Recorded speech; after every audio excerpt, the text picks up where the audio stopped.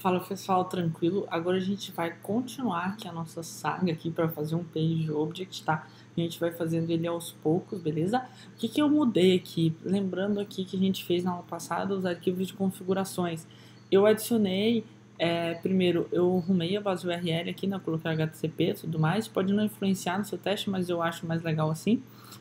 Outra coisa que eu adicionei também, eu adicionei um tempo de espera, ele é um tempo de espera implícito, sabe? A gente vai utilizar ele ali em todos os waits que a gente utilizar, então a gente pode ir lá e colocar assim, time to wait, e vamos fazer assim, dessa forma, certo?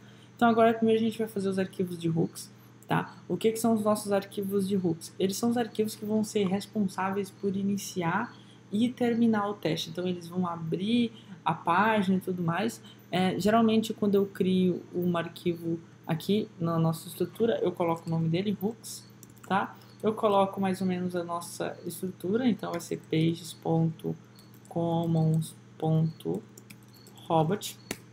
Eu adoto essa estrutura. Se vocês não gostarem tudo mais, sem problemas nenhum, depois só se atentem ali na questão das importações, beleza? Então agora a gente vai criar aqui as nossas configurações, certo? É para ser bem rápido e tranquilo isso daqui. Depois, o que a gente precisa para os nossos hooks? A gente precisa da nossa configuração que a gente fez, né? Então a gente vai colocar, a gente vai importar um source. Da onde é esse resource? Então a gente vai voltar uma página. A gente voltando uma página, a gente está dentro de pages. Então vamos voltar outra página.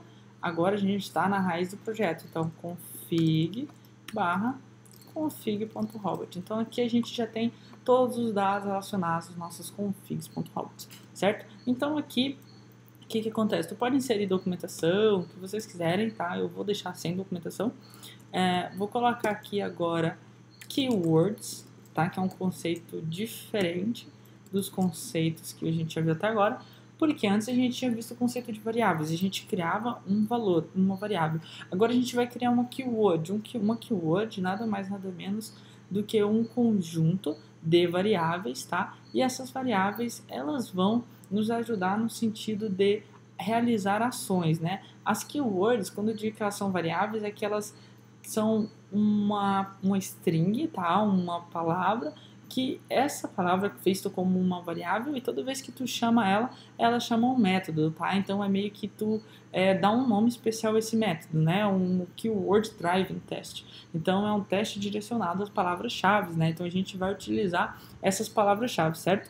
Então para utilizar essas palavras-chave, a gente também pode pesquisar lá direto na biblioteca do Robot, tá?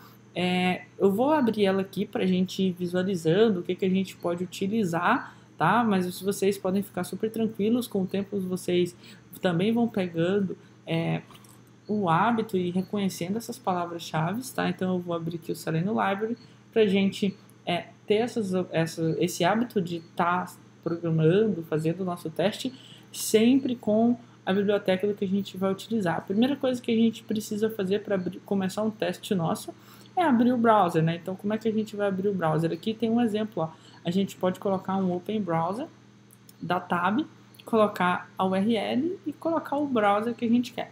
Então, a primeira coisa que a gente vai fazer, Open Browser, primeiro, é uma keyword, então ela é uma coisa mais macro. Então, eu vou colocar Start Test, tá? Então, vai chamar Start Test.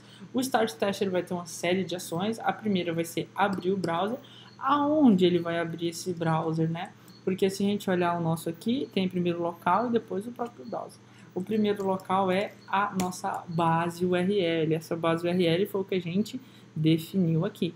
Segundo parâmetro, então, vai ser o nosso próprio browser, né? Porque o nosso browser aqui é exatamente o browser que a gente colocou aqui. Se a gente for olhar, não tem mais nada. Então, aqui a gente já consegue abrir o nosso browser, né? Então aqui a gente já abriu o nosso browser. Outra coisa interessante, vamos ver o que a gente consegue fazer aqui. Uma coisa set, vamos ver se a gente tem alguma coisa de tempo implícito. Set browser, implicit wait. A gente pode colocar tanto o set browser quanto o set Selenium implicit wait. Vamos usar o set Selenium implicit wait, tá? Mas por que o set Selenium implicit wait? Por que eu vou usar essa variável, tá?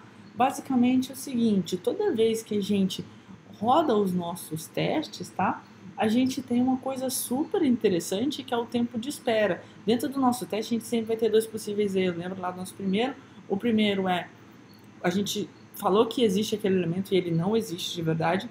E o segundo é quando a gente manipula esse elemento. Talvez ele ainda não apareceu na tela, talvez ele já apareceu. Então, para isso que serve o set implicit wait. Ele vai esperar os elementos implicitamente, sem você ter que falar de forma explícita.